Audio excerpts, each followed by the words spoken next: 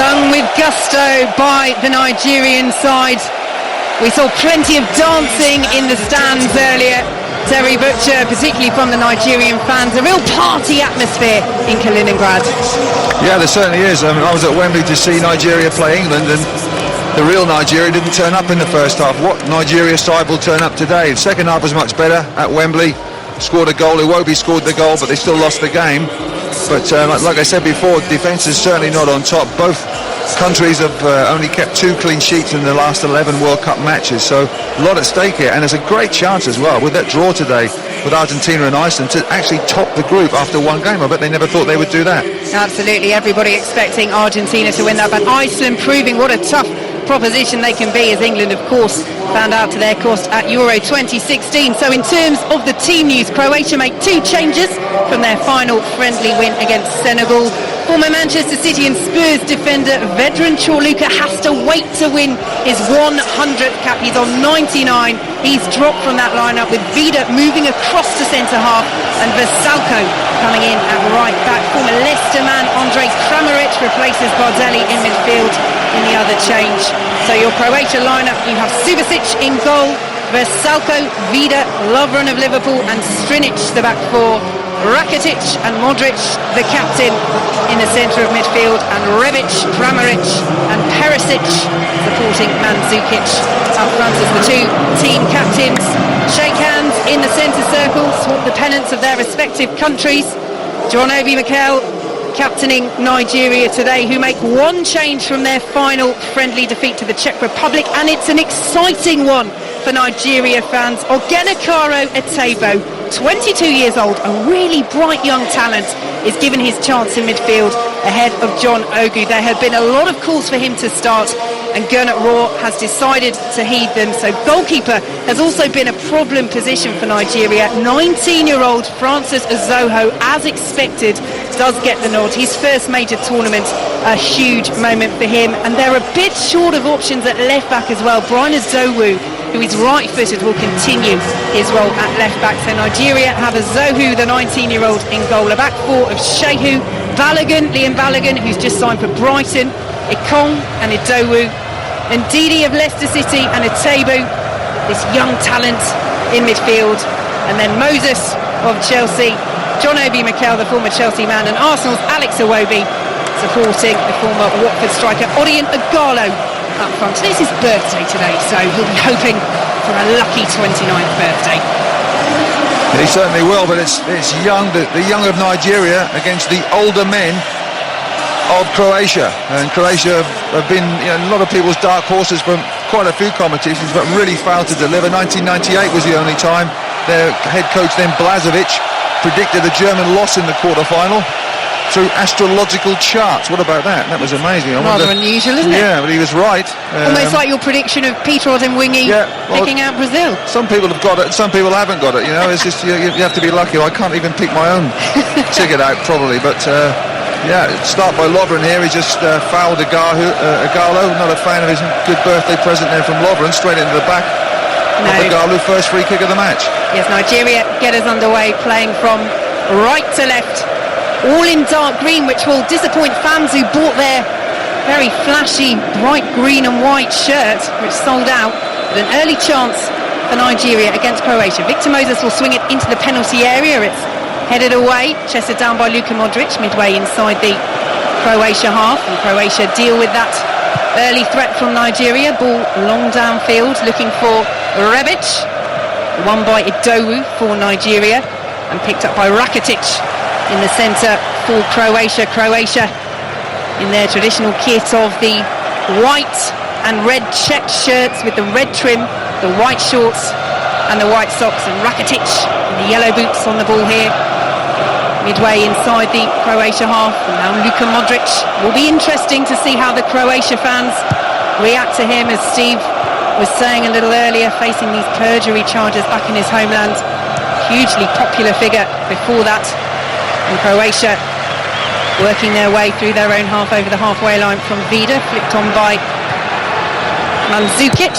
Too much on that, and Francis Uzoho, the teenager, gets his first touch of the ball, clears downfield. And Terry Butcher, you had the experience of being the youngest defender in your first World Cup back in 1982. What a moment for the teenager to make his major tournament debut in goal for Nigeria at a World Cup. Yeah, certainly he'll be comforted at the fact that he's got a big and strong and experienced back four in front of him, but you never know with Nigeria. They can let goals in left, right and centre if they're not up for the task, but you have to be up for these World Cup matches. This is what it's all about. The first one, they've waited a bit of time, seen the other teams in action, now it's their turn. Igalo is dispossessed for Nigeria just outside the Croatia penalty area, and Kramaric will bring it away, goes down, wins a free kick just inside his own half, taken quickly by Croatia. Rebic is away down the left-hand side, approaching the penalty area, swings the ball in, looking for Perisic. It's cleared away by Nigeria. And Croatia just starting to tick early on. 3 minutes gone here on 5 Live and the World Service across Africa, 0-0. The first ever meeting between these sides, and the opportunity to top Group D with a win after the opening round of games, thanks to that draw between Argentina and Iceland earlier today. It's pretty meaty, isn't it? There's some good challenges here. I'm just reading my notes here. The last 4 World Cup games involving Croatia, there were 5 reds, 3 for Croatia and 2 for the opposition. So 5 reds in the last 4 World Cup games. And the way it started, there could be a 6th one. Well, they sense the opportunity, both of these sides. You can feel it, can't you, Terry Butcher? Yeah, you certainly can. There's no quarter being given here, none asked for as well. There's 2 highly competitive sides, highly physical sides as well. They're all well built. They fancy it today. They fancy a fight. They also fancy to win the game and get 3 points on the board. Croatia in possession, just inside the Nigeria half. Modric sends it back to Domagoj Vida. His thin blonde ponytail whipping at the Kaliningrad Stadium. Modric again picks up the ball just outside the centre circle for Croatia, square to Rakitic. Ball is cleared away, his ball into the penalty area. Nice back heel by Alex Iwobi of Arsenal, who clears downfield. Looking for John Obi Mikel on the wide right. He is dispossessed, but the throw goes Nigeria's way, just inside their own half. John Obi Mikel, such a huge player for Nigeria. Plays a rather more advanced role for them than he did in his long spell at Chelsea, where he won just about everything that there was to win. Croatia win the ball back through Strinic. It's given away just inside their own half, and Igalo goes down, wins the free kick just outside the centre circle. Mandzukic protests his innocence. I don't know about that. I think he had his arms across him, Mandzukic, but Igalo went down very deep. Igalo coming off to get the ball. Otobo's deep as well. Mikel is the one that's getting forward, obviously with the wider players as well, but very congested in there. No, it's not settled yet at all. It's very frantic pace. Ball swung into the penalty area by Victor Moses for Nigeria. It's cleared away by Croatia, goalless in this Group D match at Russia 2018. Nigeria trying to win back possession. Strinic will bring it away for Croatia down the left-hand side, in field to Kramaric, approaching the Nigeria penalty area. Good fitting by Leicester man and Didi. Rebic will keep it alive for Croatia, receives it back from Kramaric and then bundles Victor Moses over in the Nigeria penalty area, and Nigeria have a free kick, but it is fast, it is frantic, Terry Butcher. Yeah, not a lot of quality yet. 1 or 2 1-2s, 1 or 2 bits of movement.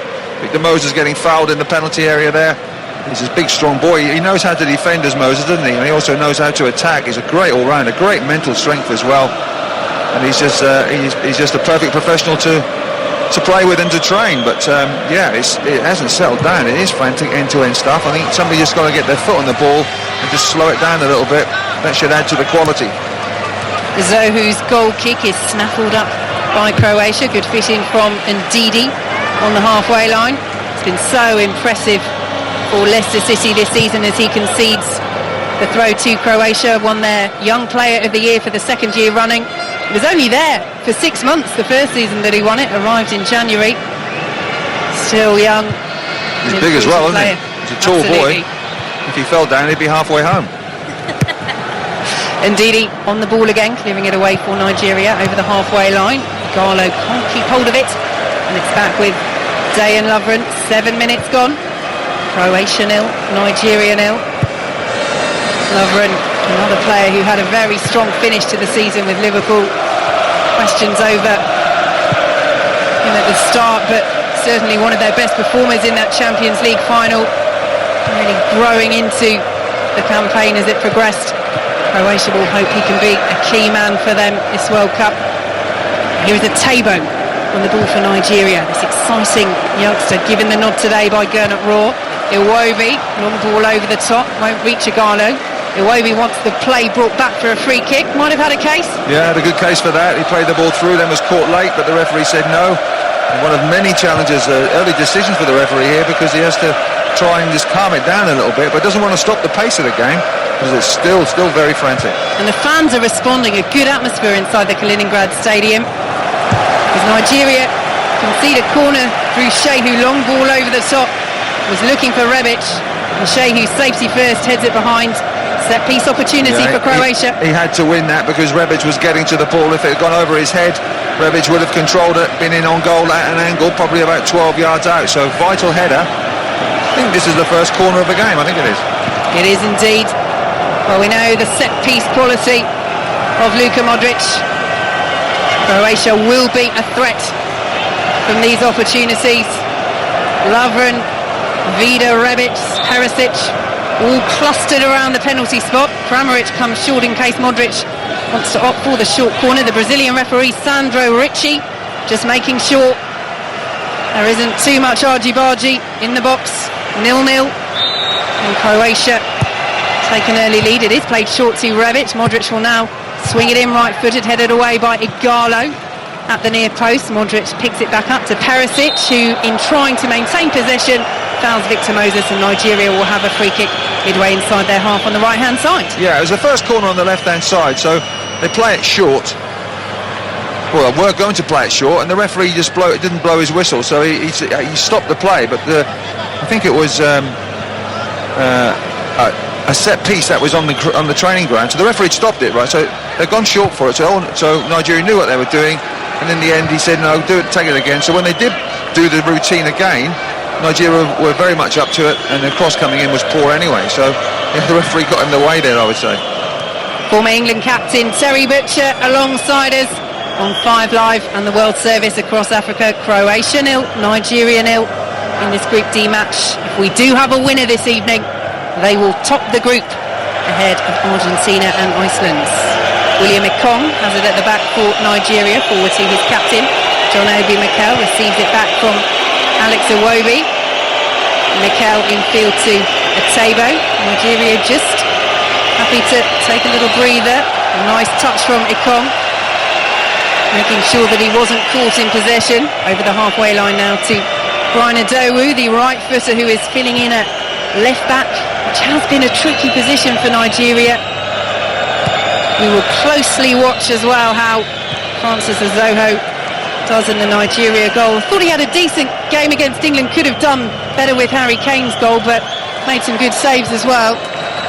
Yeah, 19's a very young age for a goalkeeper. You're looking at 39, him sort of goalkeepers being at their peak rather than 19, but there's not much to do, and if anything, I would say Croatia are dropping off rather than pushing on. If I was the Croatian manager, I'd just say, look, push on, because if the ball does go back to the goalkeeper, and it probably would do if you press correctly, then it's going to put him under pressure straight away, but they're not. They're just backing off and giving him an easy time, whereas you look at Nigeria, they want to go and press high up the pitch if they can. That's what they did second half against England at Wembley, and they were a much better team. 0-0, Croatia with the ball at the back. Rakitic has been so influential for Barcelona this season as they won the double, playing in a deeper role, and has impressed. That ball forward doesn't have the quality, and Nigeria have the ball now. Atebo wins the free kick, but there's frustration there from the Nigerian youngster because he was still in possession. Nigeria trying to make the most of it, take the free kick quickly, down towards Mikel, down by the left-hand corner flag, and he's tackled Modric, no free kick. Mikel swings it in early, looking for Igalo. It's a good take from Daniel Subasic, but Modric caught there, and Mikel did well to get that ball across. Well, it was a good race between Modric and Mikel. Modric won it easy, but then dawdled on the ball. Mikel robbed him wide on the left-hand side. His left foot cross was awful. It was an awful. I mean, if he was playing golf, that would have been in the bunker, that shot. It was dreadful. And then Subasic was very comfortable. Thanks very much. Nice little warm-up for me. And the end of a promising chance for Nigeria. Well, he isn't known for his wing play, we could say, John Obi He's Mikel. not known for his left foot either. That was flipping awful. Croatia 0, Nigeria 0. Victor Moses wins a free kick, wide on the right-hand side, a third of the way inside the Croatia half. For all the pace of the game, a few niggly fouls just creeping in, and most of them going Nigeria's way. Yeah, there's no pattern to the game yet, just end-to-end, giving the ball away. There's no real chances. I mean, Mikel gets into the best position and wastes it. The more dangerous moments, or possibly dangerous moments, are coming from set pieces, but deep set pieces, like this one. Moses swings the ball in, it's headed away by the blonde head of Domagoj Vida. Shot comes in from Iwobi, blocked on the edge of the Croatia penalty area. Nigeria pick up possession again midway through the Croatia half with Adowu trying to receive the return ball and does so into the penalty area. It's blocked and then cleared away. Rizalko was in the way for Croatia, but they've given it away through Perisic. Etebo coming forward midway inside the Croatia half. Nigeria playing some nice stuff, and just as I say that, the commentators curse strikes and Odion Igalo played it straight to an opponent, and Croatia have possession. Yeah, but they have possession as well. The stats are 60% possession for Croatia, but they haven't created anything from it. But here goes. They might be able to now, racing towards the penalty area. It's laid off to Perisic, just over the bar. Best chance of the match so far. It falls to Croatia, and Perisic a whisker away from giving them the lead. Yeah, a wonderful play down the left-hand side. He cuts inside. I think he plays Mandzukic, who lays the ball off. And there's Perisic with the shot, right foot shot, just outside the box, probably about 20 yards. He's stretching at it, and it's about 6 inches, not even 6 inches over the top of the crossbar. He hits the target. I think he possibly scores. He's right dead centre, slightly right of centre. He doesn't even test the goalkeeper. I'm sure that he had the instructions. I'm sure Croatia had the instructions. If you can, hit the goalkeeper. Just make him something to do, because he will be very nervous. The Croatia manager, Zlatko Dalic, grimacing on the touchline as Croatia win a throw midway inside their own half. 15 minutes gone, 0-0 with Nigeria. Dalic only in charge since October, after their previous manager Ante Čačić was sacked before their final qualifier, with Croatia's World Cup hopes hanging in the balance. In the end, had to go through the playoffs, secured that spot with a win over Ukraine, and then thumped Greece to make it through to this World Cup. But Dalic's fourth competitive game in charge, and a new experience for him as well. He doesn't have much senior managerial experience, so inexperienced goalkeeper, inexperienced manager as well. Yeah, but he knows the team well. He's coached in the Emirates as well, so he has had a bit of success. But he's just a manager that came in at the last moment. The squad know that. This squad is very experienced anyway, so it's not so much about the head coach or the manager, it's about what the squad does. It's pretty routine to pick the side, because it virtually picks itself. But it's really the mentality of the Croatian side, which Croatia is going to turn up, just like the Nigerian one as well. If the right teams turn up tonight, and it looks as though they're really up for it, both teams, we've got a cracker. Croatia coming forward, bit of space outside the penalty area. Azohu dives to make sure the shot from Kramaric isn't creeping in at that far post, but it goes behind for a goal kick. Yeah, about 25 yards out left of centre. No one came to close him down. He just took it on his right foot, and he's hit it, and he's come across it a bit like in golf again. I'll keep on about golf. I haven't played golf for ages. He sort of comes round on it, so he's got a little bit of a hook on it. It's going away from goal. Azohu just had it covered. I think anything on target he would have got to that, but Croatia are getting better, getting shots on goal, but not on target. We're listening to 5 Live in the World Service across Africa. Croatia 0, Nigeria 0. 16 minutes gone at the Kaliningrad Stadium. Here is Alex Iwobi, stopped just outside the Croatia penalty area. It's picked up though from Nigeria by Brian Adowu, and Nigeria going back into their own half. Don't forget, Germany and Brazil make their World Cup entrance tomorrow. 5 Live will bring you commentary of Germany against Mexico at 4 p.m. and Brazil-Switzerland at 7. Croatia coming forward just outside the Nigeria penalty area. Rebic forced backwards midway inside the Nigeria half. Square to Kramaric tries the dink ball over the top. Victor Moses gets an important interception, and Perisic allows it to run behind for a Croatia corner. Good improvisation in that Croatia attack. He's a little dink ball. It's just a scoop with his foot. We've all done that in the playground and on the parks when we were younger. You just scoop it over the top of the first defender. And Rebic would have got onto the end of it, but the defender just got back with a header and he just let it run out for a corner. But a second corner from the left-hand side. Let's see if they do much better. Well, they couldn't do any worse than the first one. Teenage goalkeeper Francis Zohu organising the defence in front of him. Swung in by Modric, cleared away by Odion Ighalo at the near post. Well, they swung it in that time, Terry Butcher, but still not the desired effect. Absolute pants. It was as bad as the first one. It was an awful corner. Modric should know better than that. I mean, he might get booed by the crowd now, because I would certainly boo him, and I would be in the team, and I would boo him. I'd be disappointed going up for that, and that ball just doesn't get past the first man. Players should be stopped their wages, or should be actually not playing in the next international if you hit the first defender. They wouldn't hit the first defender then, would they? The eternal frustration of the centre half, Terry Butcher. You travel 60 yards for nothing. Then you travel another 60 yards to get back. Having a bit of a rant here, but because nothing's happening on the pitch. You go ahead, Terry. We'll never stop you. No, I will go ahead, yeah. 0-0. Luka Modric just outside the centre circle to Dejan Lovren on the halfway line. Kramaric coming forward now for Croatia, bundled over by Leon Balogun. Croatia free kick in a decent position, and you do sense that the Brazilian referee Sandro Ricci is more minded to blow for a foul than not in this match. Yeah, but there's been a lot of body contact, isn't there? It's a contact sport. Both sets of players trying to get their arms across each other just to make sure that they have the advantage. But it's a lovely ball. I think it was Kramaric who played it with his instep. First time ball bounced high, about knee high, played it first time, and that drew the foul. But good opportunity for Modric. It's still another deep free kick, nothing to advance. Could be worth a shot. Might be Rakitic who bend it in with his left foot, we'll see. Yes, Rakitic and Modric standing over the ball. Rebic, Vida lurking on the edge of the penalty area. Rakitic will leave it for Luka Modric, who swings it into the far post. Zohu has come a long way and claims that well on the edge of his 6-yard box for Nigeria. Yeah, if I was Croatia, I'd take Modric off the set pieces, because they've been absolute rubbish. Ball at the far post. He said it right up in the air. Must have been about 20-30 feet up in the air. Zohu will be pleased with that, because it was a comfortable catch, but he had to come amongst bodies, and he did very, very well. And so important for a young goalkeeper to be active early on. Obviously you don't want to be too active, but if you have nothing to do, as we saw with David De Gea, it can lead to a mistake. Yeah, it can do, but you want to do your first things right, and the more things you get right in the game early on, the more confident you'll be. 19 minutes gone, goalless. Good interception by Vida prevents Ighalo from getting in behind, but Nigeria still coming forward through Victor Moses, darting his way into the penalty area, goes down on the very edge of the box. No free kick this time from the Brazilian referee. Moses protests, but Croatia bring it away through Strinic over the halfway line.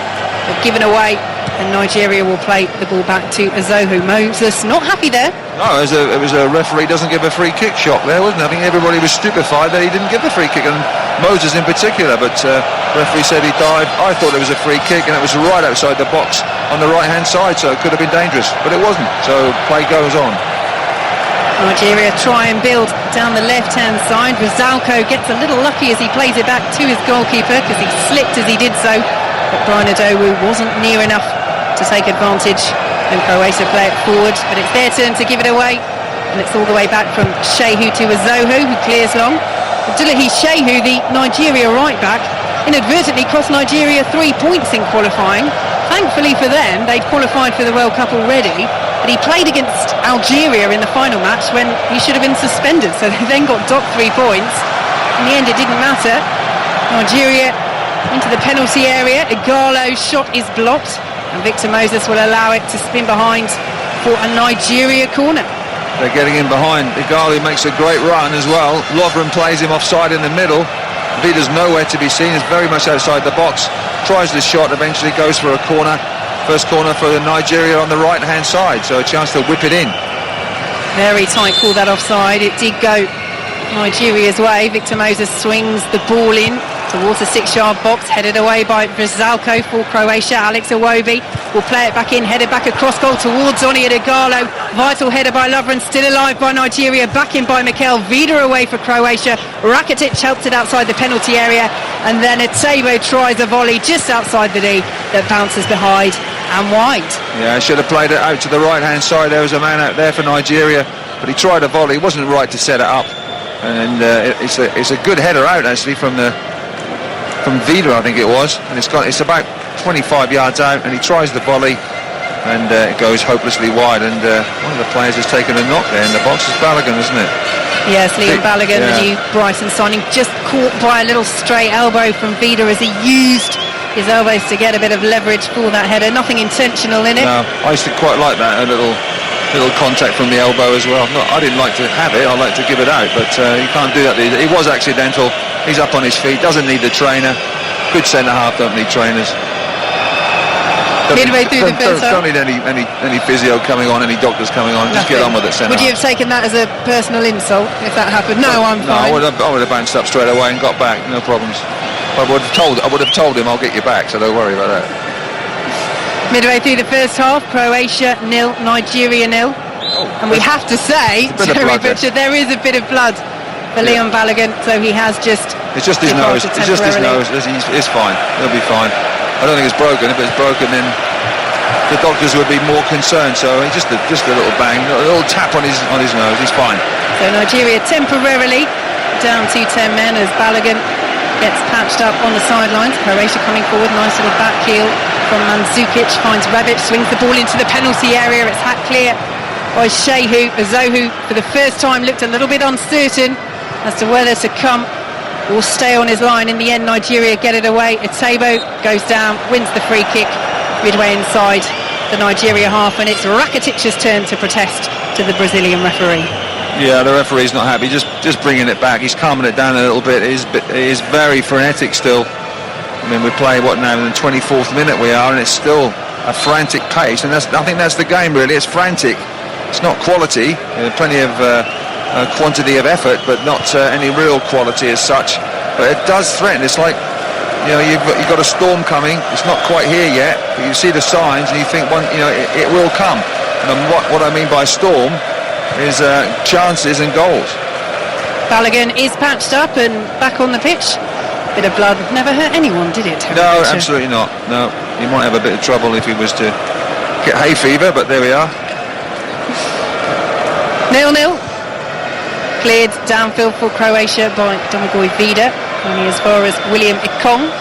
Clears it away by Shehu for Nigeria, and Vida will chase that all the way back to his goalkeeper Daniel Subasic, one of Monaco's longest serving players, their established number one, on his second title, and reached the Champions League semi-finals last season as well. As Victor Moses has it, midway inside the Nigeria half to Etebo, who's acquitted himself well so far, the 22-year-old, having been given the nod to start this match in what is his first World Cup. And Etebo on the ball now in the centre circle. As Nigeria try and build now down the left-hand side with Idowu to Alex Iwobi of Arsenal, well challenged by Rebic. Nigeria get a foot in through John Obi Mikel, and the ball will go out of play for a throw to Croatia. Well, we said at the start, Terry Butcher, these are two physical sides, and we are seeing that match-up, that opportunity to go top of Group D. Yeah, we are, but I mean, good approach play from Nigeria as well. We get up to about the final third, and then it sort of peters out, and Croatia very much the same. Good approach play, lovely movement, good passing, getting the striker in, and then all of a sudden it just peters out with no opportunity, no shots, but not really any shots on target as such. But that's there's that quality we're looking for in that final third. It's not quite there at the moment, but good approach play. It's not a bad match, good tempo, a bit frenetic as we say, but the first half of your first game, it's always going to be like this. The game will open up in the second half. Football matches do, there'll be a lot more space, a lot more chances I think to come. So we're just getting a little bit of a taster as to what might happen in terms of efforts on goal. Hopefully that will improve. Here's the best chance so far for Croatia. Perisic just over the bar as Croatia win a throw midway inside the Nigeria half. We see the Nigeria manager Gernot Rohr standing with his arms folded on the touchline as Croatia swing the ball into the penalty area. There was a lot of space there for Rebic. Only had Wijnaldum there with him. But in the end, Rebic penalised, and Nigeria have a free kick inside their own penalty area, 0-0.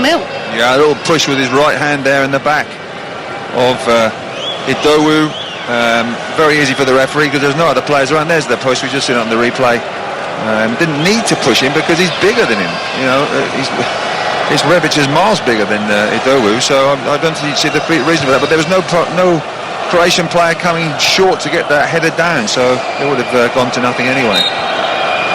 Croatia win a free kick midway inside their own half. Remember, you can hear the thoughts of Peter Odemwingie at half-time with Mark Chapman and Alex Scott.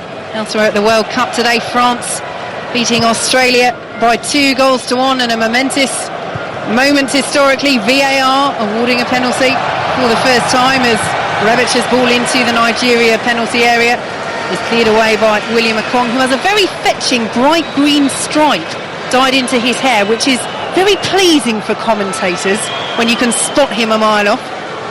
Yeah, I don't know why he's done that, but I sense that's not really your fashion. No, but perhaps he thinks he's got to stand out. You stand out by your ability on the pitch, don't you? You don't stand out with what haircut you've got. But it's a fashion parade now. Premier League, World Cup, everybody wants to look good rather than play good, I think, at times. I don't know what Peter thinks of that. We'll find out at half-time. Nigeria lose possession in the centre circle. As elsewhere, Argentina 1-1 with Iceland, and Denmark beating Peru. 4 penalties awarded today at the World Cup, 2 of them missed. Will we make it the 4th match with a penalty? I think there's every chance with some of the tackles that are flying in and the pace of the game as well. There's going to be quite a bit mistimed, I would think, but at the moment, both teams not getting anywhere really near the penalty area with possession. And that's why it's still goalless. New Brighton signing Liam Balogun on the ball for Nigeria, forward to Leicester's Wilfred Ndidi. Back to Atebo, just inside the centre circle. Now John Obi Mikel doing well in China after departing there from Chelsea. Nigeria look to build down the left-hand side, but it's a good header by Rebic back to Rizalko for Croatia, and Rebic has been everywhere in this match for Croatia, defensively and offensively. Yeah, he has. You haven't seen much of Modric, have you? Started off the game pretty high. Haven't seen much of him at all. Croatia's 2 best players are the wide men, but it just seems to have quietened down. The pace seems to have dropped a little bit now, getting a little bit sort of fatigued, I would think, the players. They've realised now that they can't go at it too fast. They've got to be a little bit more precise and a little bit more control with the passing. Nigeria win the ball back. Atebo tries to set Igalo away immediately. It's intercepted by Lovren, and Croatia try and come forward quickly. It's just that final pass as Moses wins a free kick for Nigeria in the centre circle, and Rakitic goes into the book for Croatia. Just that final pass that isn't quite working, and you can see why both sides are trying to set the attackers away as quickly as possible. Yeah, I think Rakitic gave the ball away, didn't he? And Moses picked it up from the right-hand side, came inside Rakitic, he's stretching for the ball. The Real Madrid midfield player catches Moses, and that's a nasty one on the top of his ankle. They have these boots now, don't they, that the sort of strap of the boot goes up onto the ankle by the Achilles tendon. It looks more like a sock, or half a sock. But that's where he caught him. That's where he caught Moses, and he's up. He's just painfully hobbling away. But Rakitic becomes the first player booked today, and rightly so. Half an hour gone in the first half, 0-0. Victor Moses up and about. Named the Nigeria Player of the Year last month. Gernot Rohr says he is the most impressive player in their team as Rakitic heads the ball back to Subasic, the Croatia goalkeeper. But this is an exciting Nigeria side in terms of attacking talent. They are the youngest squad at the World Cup, an average age of just under 26, and it's good to see them playing well. Some of that attacking talent on show, but Croatia at the moment coming forward. Kramaric's ball into the penalty area, chested down, and the deflection from the shot will take it wide. Shot in anger from Rebic, And deflection could have taken it anywhere. It will be a Croatia corner, 0-0. Yeah, wonderful play by Kramaric on the left-hand side. Good ball in. Mandzukic comes off his marker, round about the penalty spot, chests the ball down so it goes outside the box. Then Rebic comes in. It would have been on target, but it was blocked by, or partially blocked by the Nigerian defence for a corner on the right-hand side. But good football, probably the best bit of football from Croatia so far. And Modric with the corner, swings it in towards the 6-yard box, headed on and flicked in, and Croatia have the lead. It's Andre Kramaric who celebrates stubbing home, and Croatia have a vital breakthrough. Croatia 1, Nigeria 0. I think it's all our fear now, pundits and commentators, that they're going to be the first to have a 0-0 at this World Cup, but it doesn't look like there's going to ever be a 0-0 at this World Cup, because Modric, who I thought should be taken off the set pieces, delivers a beauty in from the right-hand side. Commentators curse and everything else, and it's flicked on at the near post, and it's stabbed in by the far post. More goals are scored on that far post area than anything else, and it's actually a header. It's actually a header. The final touch. It's Mandzukic, isn't it? Mandzukic with a header, and it actually hits Kramaric. And you're just looking at slow motion here. Well, it takes the touch almost off Kramaric, and then Tebo actually may get the last touch. It comes through two players. It's a flick, it's a diving header, and it comes off actually the top of the thigh of Tebo of Nigeria. Yeah, well, I don't think they'll class that as an own goal. I think that's a goal. Was it on target? We need to see another angle. Yeah. But Mandzukic, you think, will claim it. Kramaric was in there as well, celebrating. I think it came off Kramaric. I think Mandzukic heads it, hits Kramaric, hits a Tobo, goes through, and it's in the back of the net. Goalkeeper, no chance of that one, but a good set piece to the near post, flicked on, and then we have a couple of touches there, and it's in the back of the net. So game on, but just what the game wanted, I think, because Nigeria have got to come out now. And I'm sure that Croatia won't be sitting back in their laurels. They want to get another one if they can before half-time. Well, it's Tebo on the ball now as Nigeria look to respond, trailing Croatia by a 0-0. 12 minutes to go until half-time. And how will this young Nigerian side respond? Their first blow of the World Cup. John Obi Mikel, one of the experienced heads, will need to show leadership, but he's dispossessed. Down by the corner flag for Nigeria, and Croatia will play the ball out for a throw midway inside their own half. Yeah, they've got to respond quick, and we've seen in this World Cup already, haven't we, Vicky, that when a team scores, they're quite vulnerable to conceding. So Nigeria will be hoping that that's very much the case, but to do that, they've got to get possession, they've got to get the ball into the penalty area of Croatia. They haven't done that very often so far. Tebo on the ball for Nigeria.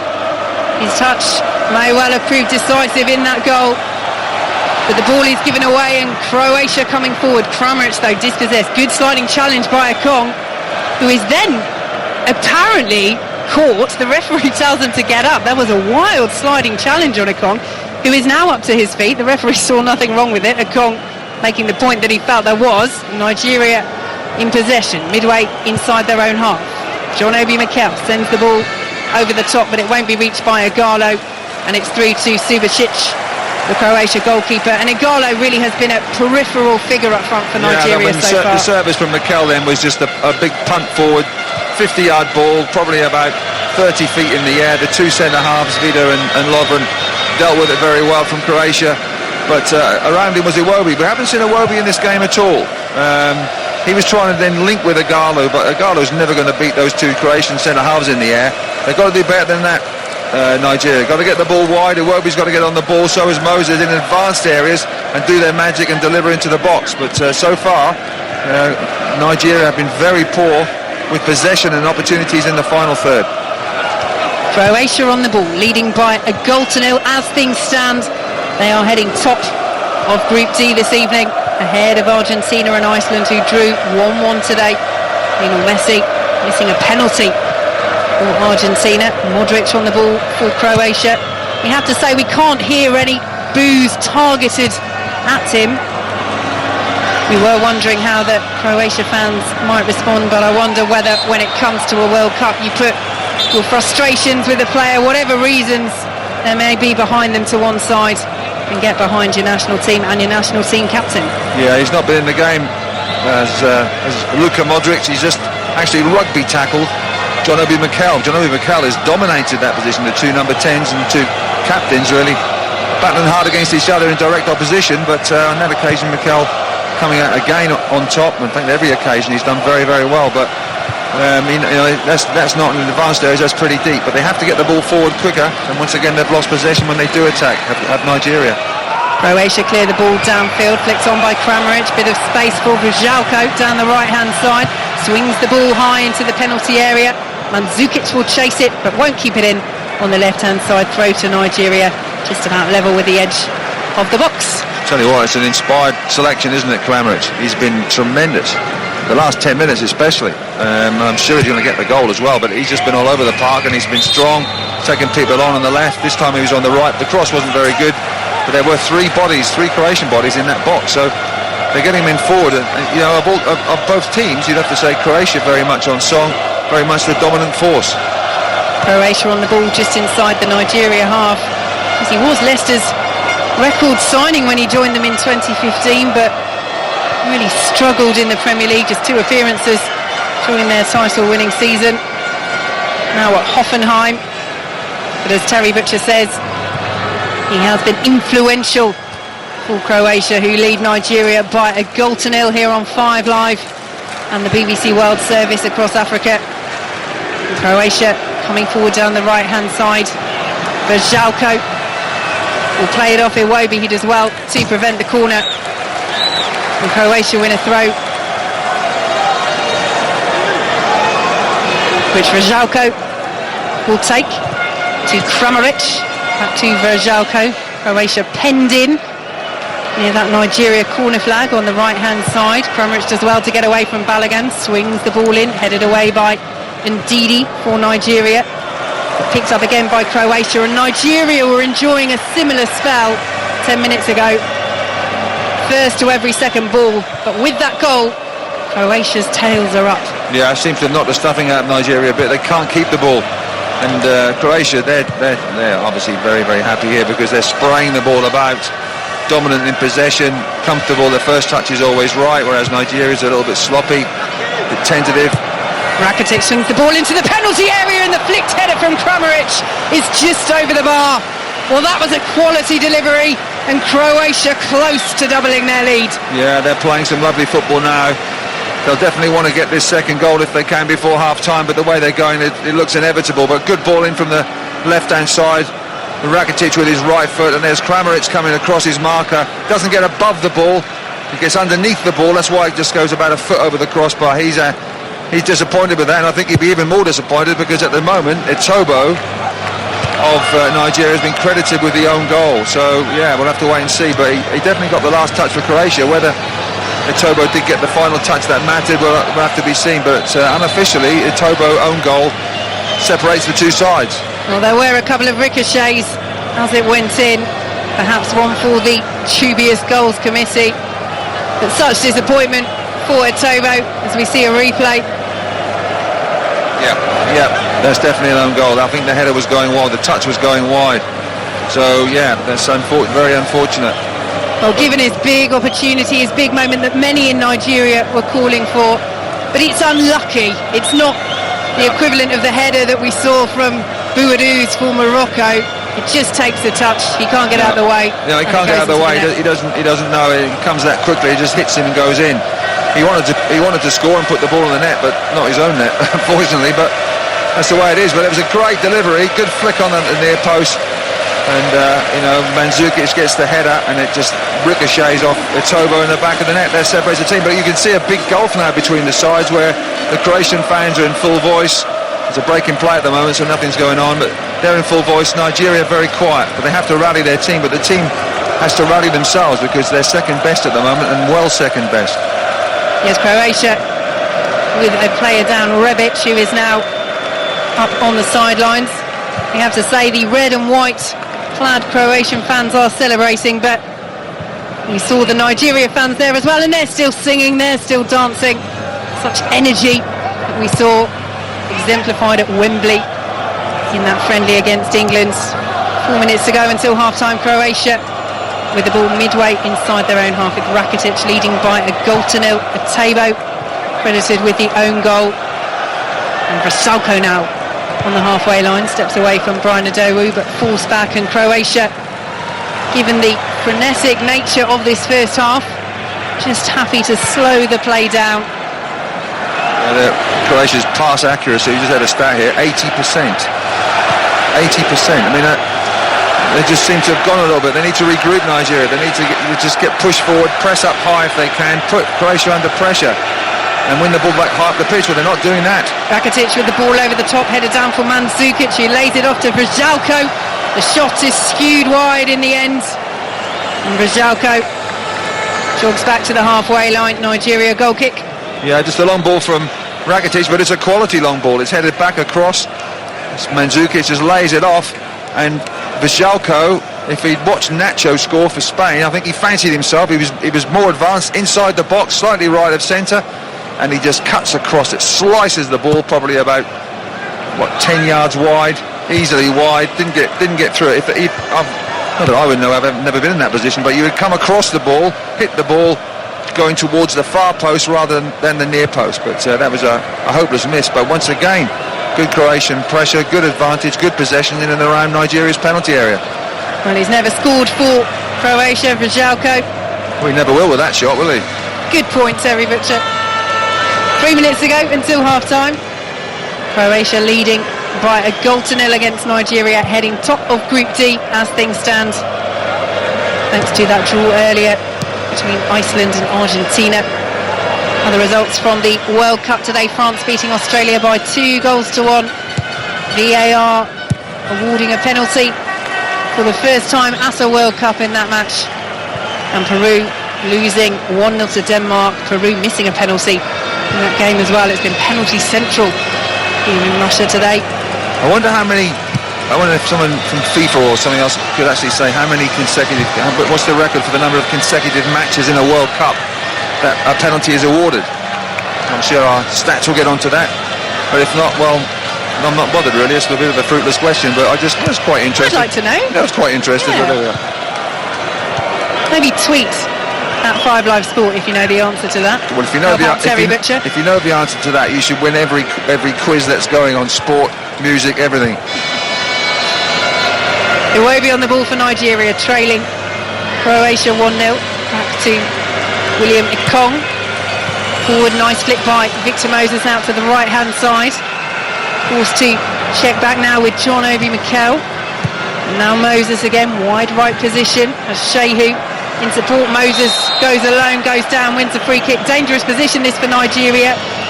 Wide on the right, just about level with the Croatia penalty area as we approach the final 30 seconds of normal time at the end of this first half. Yeah, Rebi's just sticking a foot out there. Moses had him all kinds of trouble. Went inside, went outside, went inside, then went outside, and he was fouled. Dangerous free kick here, level with the edge of the penalty area, probably about 2 yards away from the right-hand touchline. Moses, who's been Nigeria's best player easily, got the free kick, so a chance now to put it in, but I don't fancy Nigeria against this big Croatian defence at all. So a chance for Nigeria to snatch an equaliser in the dying seconds of the first half. Victor Moses swings it into the 6-yard box, headed back down by Balogun, hit by a Toby. Important block, and Croatia will clear the ball away. Only as far as Adowu, but it will roll back to the Croatia goalkeeper Daniel Subasic, who just about manages to stay inside his penalty area. Chance for Nigeria. Yeah, it was Iwobi had the shot, and it was well blocked as well. I think that was Lovren that blocked it as well, but that was going into the corner, so there was a really, not even half a chance, probably a quarter of a chance there for the shot, but a good ball into the box. And really Nigeria's only one effort. I mean, Subasic in goal for Croatia, I don't think he's really had a shot to save, has he? No, he was behind that one, but Lovren did his work for him. Nigeria still coming forward as Victor Moses fires over the bar. Well, we saw Alex Iwobi's finish against England, becoming the first Nigerian to score against England. We know he can hit them. Yeah, I mean, Moses hits it. He's got two players around him that are closing him down very well. Snapshot, 25 yards, well over the crossbar. But it's better from Nigeria when it comes to attacking play, getting balls in the box. They got the free kick. They've actually been in Croatia's penalty area for the first time, on a consistent basis at this match. So there is hope. But you sort of think, well, they've got to play much better than this in the second half if they're to get anything from this game. One of the Croatia fans in the crowd had hold of the ball, deciding whether to give it back. In the end, he does so. And it's now with Francis Azoho, the Nigeria goalkeeper. Launches it downfield over the halfway line, headed back into Nigeria territory, picked up by Itebo, whose own goal separates the sides as we are into stoppage time at the end of this first half. Balogun plays it forward to Iwobi for Nigeria, and the Brazilian referee blows the half-time whistle. Well, it's advantage Croatia, and on the balance of play, Terry Butcher, they deserve it. Yeah, well deserved as well. They've had opportunities, half opportunities over the crossbar, but I think Nigeria don't really want the half to end, because they're into their last 5 or 10 minutes, their best spell of the match, having conceded a goal. And you sort of think, well, Croatia probably should have done, scored a second goal. But Croatia dominant. They'll get a bit of a half-time roasting, I would think, Nigeria. So they've got to come out better. But Croatia, more of the same. Lovely movement. Kramaric as well, probably the best player for them, as well as Mandzukic. So Croatia deserve that lead, as you say. Well, instead of heading straight down the tunnel, Nigeria are in a huddle in the centre of the pitch. So there will be some strong words at half-time as they break away. Applause from John Obi Mikel, the captain. Now they head down the tunnel at the Kaliningrad Stadium, and at half-time it's Croatia 1, Nigeria 0. The second half about to begin. Croatia lead Nigeria by a goal to 0, and we can rejoin our studio-based commentary team of Terry Butcher and Vicky Sparks. Thanks very much, chappers. Yes, Croatia about to get us underway in this second half, leading Nigeria 1-0, and as things stand, heading top of Group D. No changes for either side at half-time, so we will take you through the lineups as soon as Croatia get us underway. The Brazilian referee Sandro Ricci just checking his watch. Nigeria need to find a way back into this match as Croatia begin the second half playing from right to left in their kits of white and red check shirts with the red trim, white shorts and white socks. Nigeria all in dark green, and Victor Moses getting an early foot in for Nigeria down the right hand side, played away for Croatia by Vida for a Nigeria throw. So Croatia with Subasic in goal, a back four of Vršalko, Vida, Lovren of Liverpool and Strinic, Rakitic and Modric the captain in the centre, with Rebic, Kramaric and Perisic supporting Mandzukic up front. And Didi for Nigeria launches the ball into the penalty area, headed away on the edge of the 6-yard box. Will be retrieved by Shehu for Nigeria, allows it to bounce and go out for the throw. Infield to Itebo, whose own goal in the first half separates the sides. Played forward by Balogun towards Ndidi. Header behind by Strinic for a Nigeria corner, who have a Zoho, the 19-year-old in goal, a back four of Shehu, Balogun, Ekong and Idowu.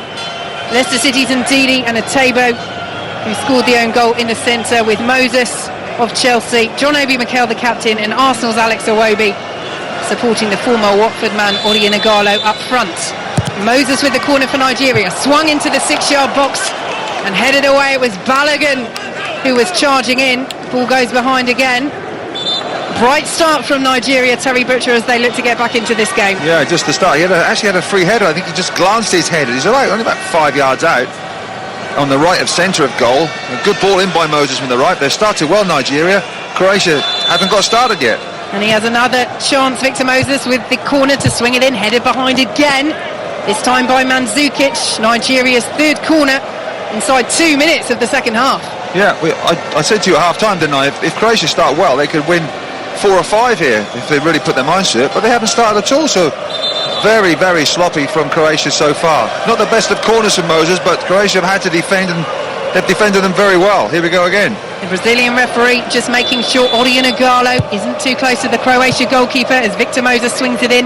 This time it's headed away from the near post as Moses goes down outside the box under the challenge of Modric. No free kick given, and Croatia finally can clear their lines. They do concede a free kick midway inside the Nigeria half. But Croatia, as you say, very slow out of the blocks, Terry Butcher. Yeah, Victor Moses, just got a glimpse of Victor Moses. He's not very happy there. He thought that was a free kick. Modric brought him down. He stays on his feet, he can actually retrieve the ball because he played it past Modric, but then tried to buy the free kick. But he would better retrieving the ball, running at pace towards the byline and getting a decent cross in. So at this moment, complete opposite to the first half. Nigeria have started this half much better. Croatia simply haven't started, so I think that's a good sign for Nigeria and Nigerian fans. Here is Shehu, on the right-hand side for Nigeria, forced back into his own half to Itebo, scorer of the own goal, that has given Croatia this 1-0 lead in Group D.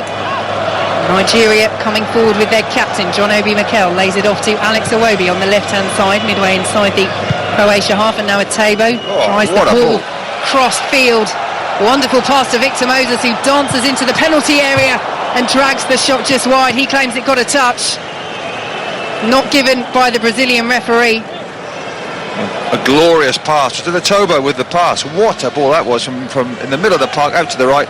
Moses does well, little step over, comes inside the fullback, comes inside the fullback Strinic, and then tries a left foot shot. It really wasn't on a left foot shot. There was a couple of defenders that would have blocked the shot had it been on target, but it went about 4 or 5 yards wide of the post, never going to threaten Subasic's goal, and the chance goes begging. But Moses has seen a lot of the ball. I think he's touched the ball more times than any other player put together.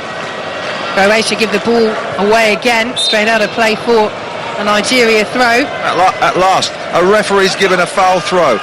The number of foul throws in this World Cup has been a disgrace. It really has. It just shows to the youngsters that are watching the World Cup, they think they can throw the ball from about waist height. They've got to throw it properly. That wasn't thrown properly for the first time in this World Cup. A correct decision. There's Shehu, the guilty party for Nigeria. It is one of the most frustrating things as a fan when you see your team do that.